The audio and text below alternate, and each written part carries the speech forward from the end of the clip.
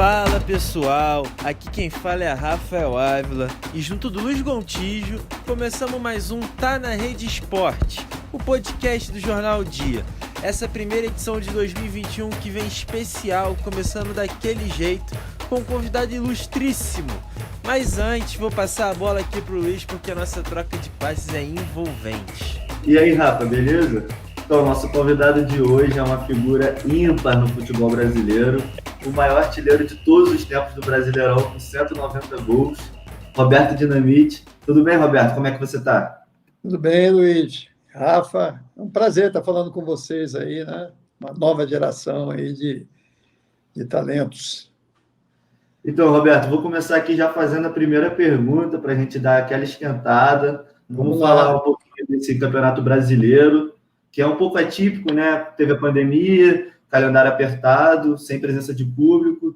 Qual é a sua maior surpresa nesse Campeonato Brasileiro? O que mais te surpreendeu? Cara, é difícil, porque o Campeonato Brasileiro sempre é um campeonato muito equilibrado, né?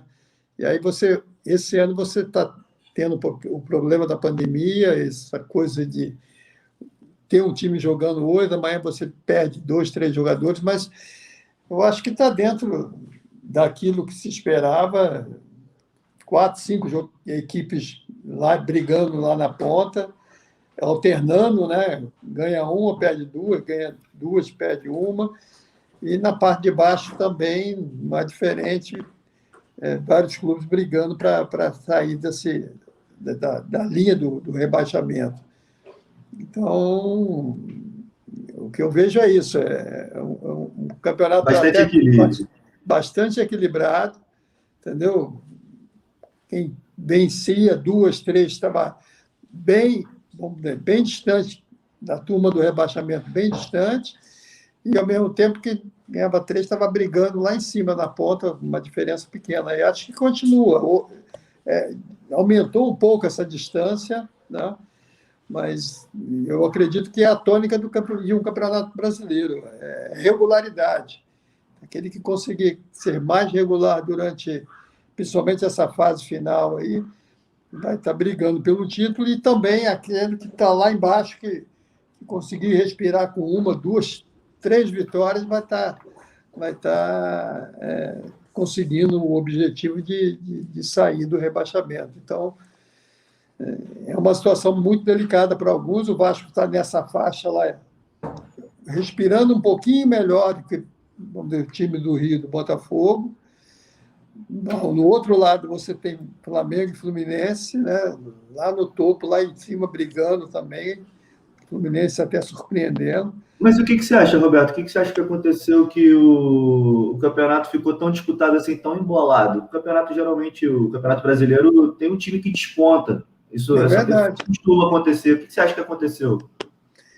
Eu vejo que, em razão até da pandemia e essas mudanças constantes, que você vai lá, faz o teste, de repente o cara está no dia ou na véspera do jogo, o cara está vetado, o cara não pode atuar.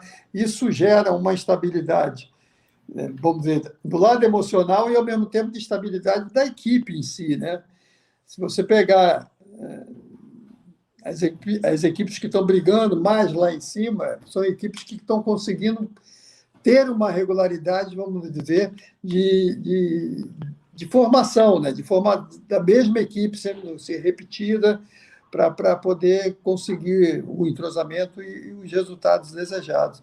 Então, você pega equipes, até dando como exemplo, né, o próprio Bragantino, até o Atlético Goianiense, que perdeu, acho que foi o Bragantino, agora estava também dentro de uma regularidade, mantendo o mesmo time, entendeu? Então, o que eu vejo é isso. No primeiro momento, é algo totalmente diferente no que diz respeito a você ter uma equipe regular, atuando o tempo todo, e quem conseguiu isso está tendo um resultado melhor dentro da competição. É claro que 2, 3 equipes, pode ser umas 4 equipes aí, além disso, tem a qualidade e o talento individual dos seus jogadores, né? Então, você pega Flamengo, pega Atlético, que investiu, pega Palmeiras, entendeu? Então, e pega o Inter também, né, que está lá com o Abelão e que conseguiu uma regularidade até já em cima disso, né? De uma permanência, de manter uma equipe e ter um padrão de jogo definido. A gente até teve a surpresa, né, do Bragantino, mas o Bragantino foi um time que investiu bastante, se organizou e está dando trabalho, e inclusive o Claudinho está nessa disputa aí da artilharia. Tocar nesse assunto aí da artilharia com você, né? Que você acha aí que é o melhor centroavante do Brasil hoje? Cara, melhor centroavante é difícil, né? Você tem o Gabigol, que teve um momento excepcional, baixou um pouco. Você tem um Cano que dentro do que o Vasco vem apresentando, né? Vamos dizer, não digo irregularidade, mas daquilo que eu estava falando, de ter um time permanente e tal, ele consegue, por incrível que pareça, com 2 toques, fazer o gol. Então, é um jogador que também se destaca bastante com relação a isso. E aí você vê outros goleadores nas equipes onde você tem o próprio Bragantino, né? O Claudinho realmente está, como se diz na gíria do futebol, está arrebentando. O cara está numa fase excepcional e ele não é um centroavante, é um meia de ligação, um cara que chega muito bem na área, tem uma boa batida na bola e eu posso dizer que acho que ele é o grande destaque, vamos dizer, da competição, jogando pelo Bragantino. E o Bragantino também, é o que eu falo, dentro do campo, é uma equipe bastante equilibrada, né? Fez os investimentos, mas está conseguindo manter isso. Acho que é fundamental para que o jogador hoje, e o Claudinho realmente, para mim, é o grande destaque da competição. Acredito, então, que o Claudinho seja a revelação do campeonato 2020, né? Sem sombra de dúvidas. Acho que é a grande revelação e vai ser um dos melhores. E quando o cara faz gol, é artilheiro, isso também ajuda bastante, né? E acho que o que eu estou vendo nele é isso, essa autoconfiança, entendeu? E no momento que a coisa está meio difícil lá, ele aparece, ele faz gol, ele bate muito bem na bola. Então, é um jogador que, com certeza, já vai estar, com certeza está sendo observado, sendo olhado por verdade. todo mundo aí, e daqui a pouco deve estar saindo do Bragantino. Tratando da péssima fase do Botafogo, nessa luta do rebaixamento, o que você acha que prejudicou mais o Botafogo esse ano? Você tem uma ideia? Se foi fora do campo, dentro do campo? Eu acho que é uma série de fatores. Assim, realmente, essa coisa fora do campo ela atrapalha. E aí eu falo Botafogo, falo, acho que até também, e bem do Vasco, né? O Vasco teve esses problemas, e isso normalmente acarreta um desequilíbrio emocional, mudança, vai ter eleição, não vai e tal. Mas acho que o Botafogo também fez alguns investimentos praticamente quase dentro da competição. Então, o que eu vejo dessas equipes que estão lá atrás, brigando para sair desse momento, foi o planejamento no que diz respeito a, independente de ser uma equipe tecnicamente forte, mas de se fazer uma equipe competitiva, né, de estruturar, de ter um programa para isso, das contratações, e com isso desenvolver dentro do campo. Então, o que está acontecendo hoje com o Botafogo é essa coisa, mudança de técnicos, vários técnicos entraram e saíram, essa instabilidade e contratações que chegaram e não renderam aquilo que se esperava.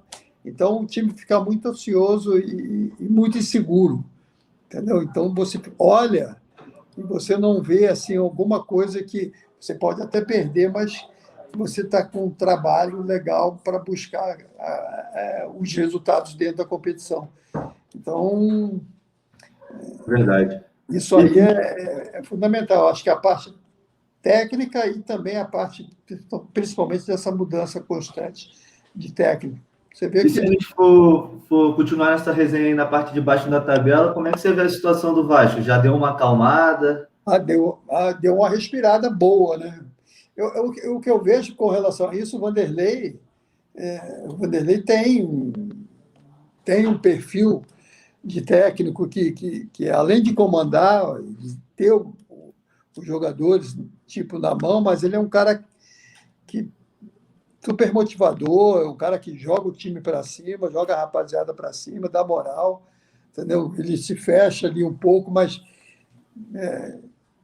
conversa muito com os jogadores e busca isso.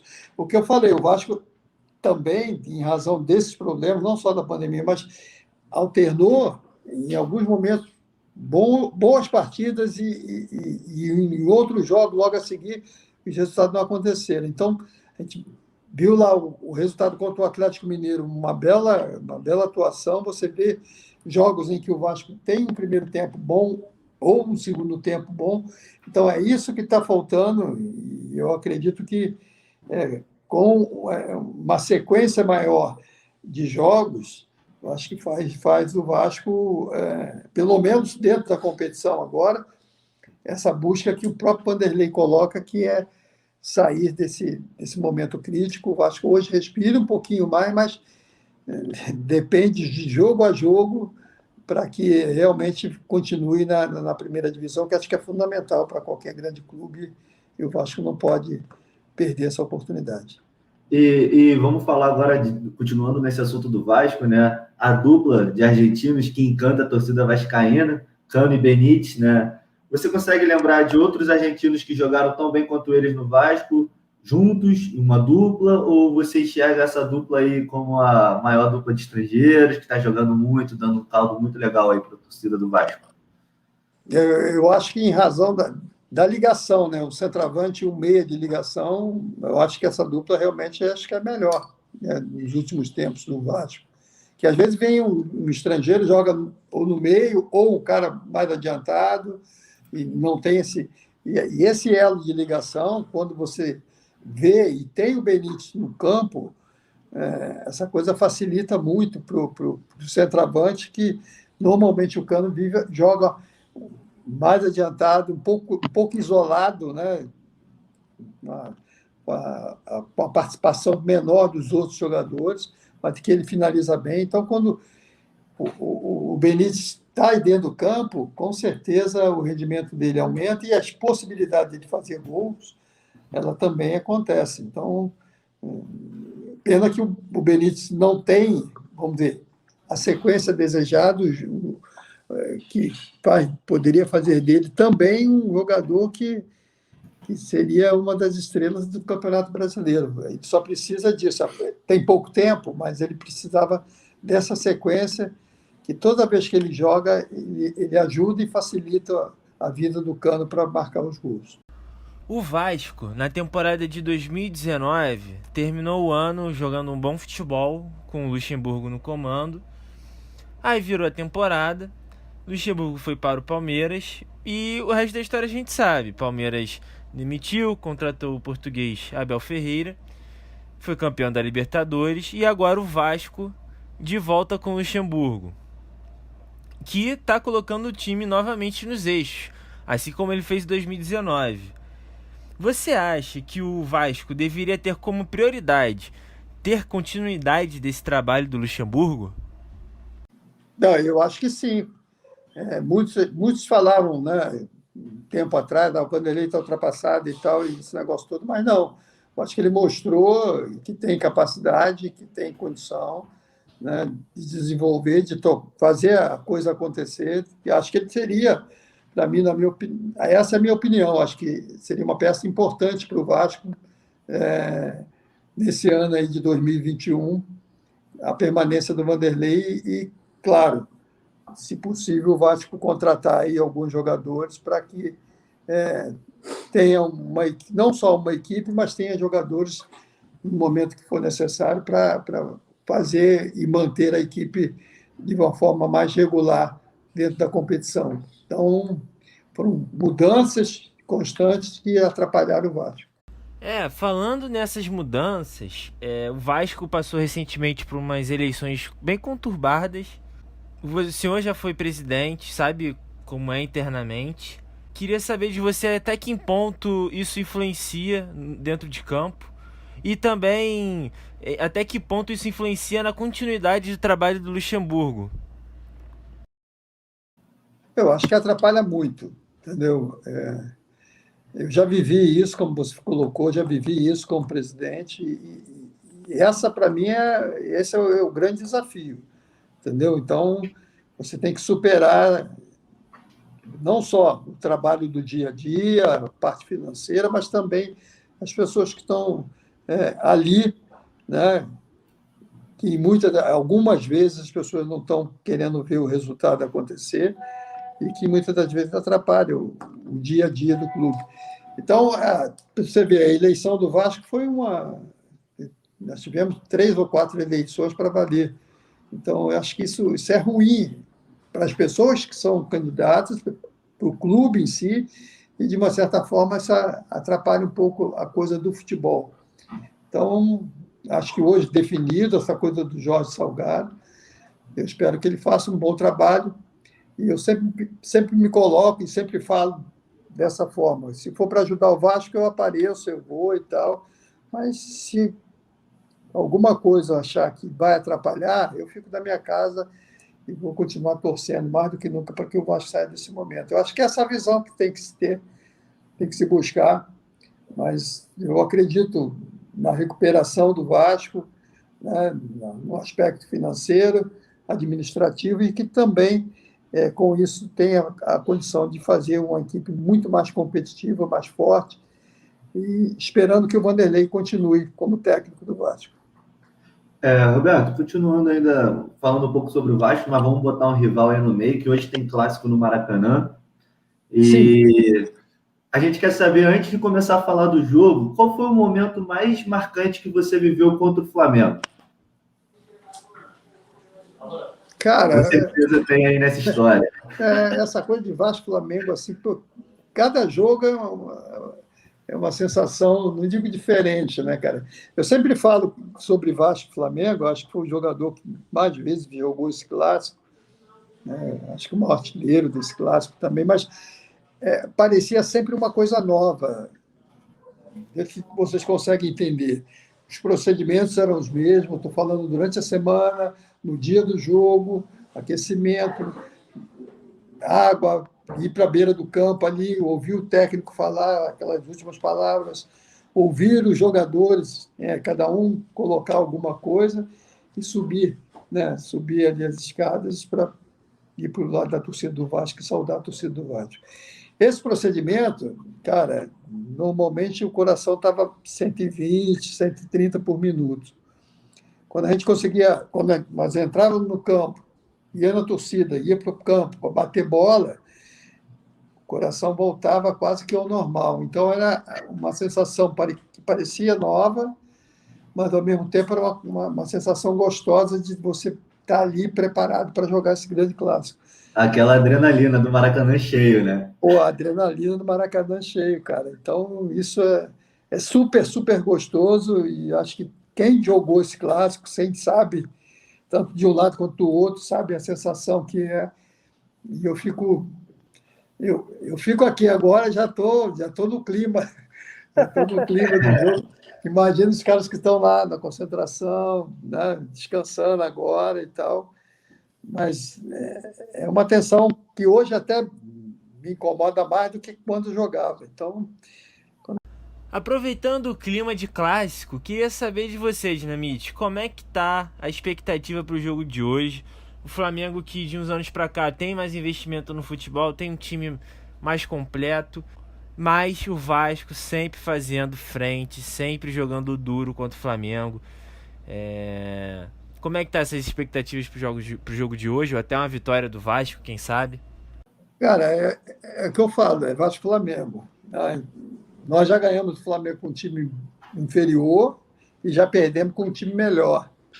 Então, o que do meu modo de ver, norteia esse jogo, esse clássico, é o foco da equipe, é ouvir aquilo que foi falado, da parte tática, tá bem fisicamente, e aí entra aquele componente que é fundamental para um jogo como esse. Aquele algo mais, aquela adrenalina, aquela vontade de buscar o melhor resultado. Quando eu digo buscar o melhor resultado, não é sair a louca, né? Mas buscar o resultado com equilíbrio, com muita determinação. É um jogo de atenção, um jogo de detalhes, entendeu? Você não pode dar mole, deixar acontecer uma, duas oportunidades que os caras finalizam e finalizam bem. Então, o Flamengo hoje, teoricamente, ele é favorito, porque tem uma equipe melhor, mostra aí a tabela, e tem uma equipe melhor, mais competitiva no sentido de criar, de tocar, de aparecer, está vivendo esse momento. Agora, torno a dizer, já aconteceu em outros momentos, o Vasco está melhor e perder, e o Flamengo está muito melhor e perder também. Então, aí eu vou falar como vascaíno, mais do que nunca, se tem alguma coisa, uma receita, é ouvir o que o Vanderlei vai falar, né? Ficar focado naquilo e dar aquele algo mais, o algo mais que vai fazer a diferença dentro desse jogo, né? Como você falou recentemente, quando o Vasco conseguiu equilibrar, foi quando o Vasco foi competitivo, teve mais disposição, teve mais Inclusive aplicação. no 4-4 do ano passado, né? Que foi um excelente jogo. Então, E- você vê por isso, né, cara? De quem poderia imaginar em 4-4 uma situação que é parecida, né? Com Verdade. relação O Flamengo disputando o título, o Vasco com menos investimento, a situação bem parecida mesmo. E a gente falando um pouco desse investimento do Flamengo, você enxerga a dupla Gabigol e Bruno Henrique como a maior dupla do futebol brasileiro no momento? E acha que o Vasco está preparado para encarar esses dois aí na frente? Cara, eu acho que o Vasco tem que ter uma preocupação muito grande com relação aos dois, né? O Gabigol já foi artilheiro, continua sendo, o Bruno Henrique continua fazendo gols, mas aí vamos dividir um pouquinho isso aí, né? O Benítez E o Cano, né? e o Cano também, com certeza, o Rogério vai estar falando na preleção dele lá que, pô, tem que ter cuidado, tem que ter atenção, entendeu? Com Então, certeza vai ter, ainda mais com essa zaga do Gustavo Henrique ali, com certeza ele vai estar dando aquela alfinetada. é o que eu falo. Quando eu digo aquele algo mais, é você, pô, acompanhar até o final, você não deixar o cara dominar, ficar pensando o que vai fazer, né? Deixar ele muito solto com os jogadores. Que aí você está falando do Bruno Henrique e do Gabigol, né? Eu falei do Cano e do Benítez. Mas aí eles têm aí jogadores nesse setor, principalmente nesse setor, né, que são jogadores com muita qualidade. Você tem o Everton Ribeiro, você tem a Arrascaeta, entendeu? Você tem o Gerson. Então, são jogadores que, além do talento, da qualidade, podem, a qualquer momento, definir uma partida, em razão dessa coisa diferenciada que eles têm. Então, acho que é esse foco do Vasco, de entrar em campo, não pequeno. O Vasco sabendo que do outro lado tem uns caras que são muito bons, são jogadores com muita qualidade, muito talento, mas que se encostar, se você fizer uma marcação forte, entendeu? Forte no bom sentido, não é dar porrada, não, mas uma marcação forte para não deixar os caras raciocinarem, pensarem muito, você pode sim equilibrar, e você tem, dentro de um clássico, uma, duas, três oportunidades, ou aparece uma logo no início, se o cara não conseguir matar, isso já vai beneficiar o outro lado. Então, eu já tenho visto jogos também do Flamengo, e quando o Flamengo sofre uma pressão mais adiante, mais em cima, uma marcação mais em cima, ele tem também dificuldade, entendeu? Para sair. Então, acho que é um jogo que, eu torno a dizer, É clássico, né? É clássico e, pô, vou falar, eu vou ser repetitivo, o Flamengo, teoricamente, é favorito, mas se o Flamengo achar que só por isso ele vai ganhar o jogo, não vai, não. Então, acho que o Vasco pode sim igualar, pode equilibrar. Acho que hoje, eu vejo até do último jogo para esse, acho que o Vasco é até mais forte, entendeu? Principalmente nesse setor aí. de meio campo e ataque. Acho que o Vasco pode surpreender, entendeu? Agora, não pode esperar e não pode achar que vai ser fácil, não, porque os caras estão vivendo um bom momento. Temos o Flamengo que está aí na disputa do título e queria aproveitar até fazer uma perguntinha final. Queremos o palpite do Dinamite para o campeão brasileiro dessa temporada louca de pandemia, que foi 2020. Por favor, Dinamite, seu palpite. É o que eu digo. O brasileiro, o campeonato brasileiro, ele é regularidade. Então, o que oscilou e que oscila, se a gente pegar o São Paulo, que estava lá em cima, em alguns momentos com uma diferença de 6, 7 pontos para o segundo colocado, hoje tem uma outra situação. O próprio Internacional, que vem de 8 ou 9 resultados positivos e vitórias, também vivia uma outra situação. Então, esse campeonato ele alterna, entendeu? E é claro que quando vai chegando a fase final, o próprio Flamengo, que viveu no ano passado uma situação muito boa, a mudança, até o Rogério, né, entrar dentro daquilo que ele pensa e que ele acha que ele pode tirar da equipe, ele teve altos e baixos, eu vi torcedores do próprio Flamengo falando que tinha que sair, mas já entrou naquilo que é o padrão, aquilo que se espera da participação, da movimentação das equipes. Cara, lá em cima, você tem Flamengo, tem Atlético Mineiro, né? Você tem o Internacional. Tem o Inter, que é líder da competição, entendeu? E aí você tem uma equipe com um jogo a menos, o Flamengo acho que tem um jogo a menos, tá, mas o Inter só depende dele, né? O Inter precisa... E o que eu vejo, vou falar rapidamente com relação a esses times, eu acho que o Inter está vivendo um momento que tudo é graça que eu quero dizer, a coisa está acontecendo. Está tudo dando certo. Está tudo dando certo. A vitória do Inter contra o Grêmio, cara, foi um negócio assim, não sei nem se eles esperavam aquilo, né? O cara fez o gol, os 45, o segundo gol, e dentro de uma rivalidade, dentro de um clássico que acho que é a maior rivalidade. O Inter não ganhava há muito tempo. Entendeu? Então, 12 jogos que o Inter não ganhava do Grêmio. É verdade. Então, é o que eu falo, o futebol tem essas coisas, tem esses detalhes que a coisa está acontecendo. Joga aqui, dali. Você olha no Inter e fala assim, quem é o cara no Internacional? Você tem um time, né, que está com a cabeça do técnico, está fechadinho ali e que está conseguindo os resultados. Então, o Inter é forte candidato? Eu acho que sim, pela regularidade, mas pelos talentos, o Flamengo tem chance? Tem muita chance, entendeu?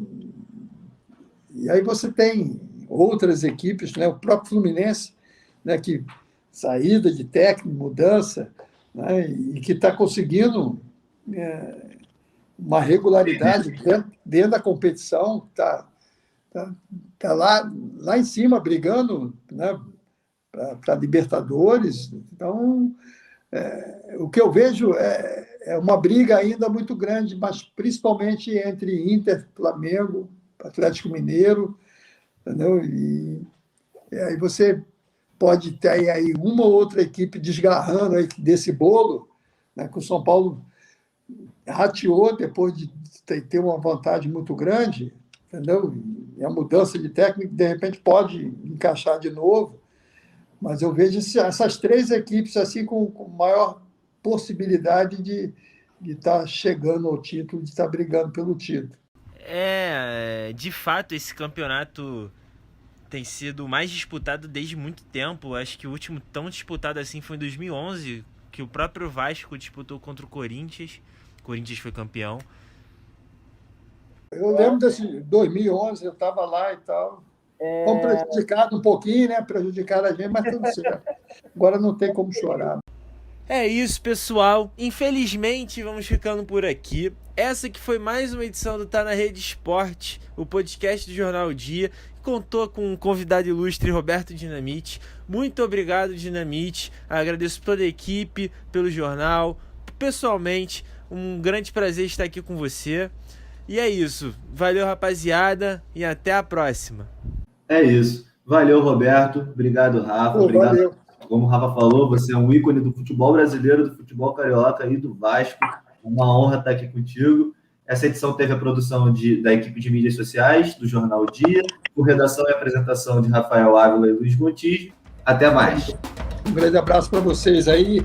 Grande abraço para vocês aí. E se cuidem.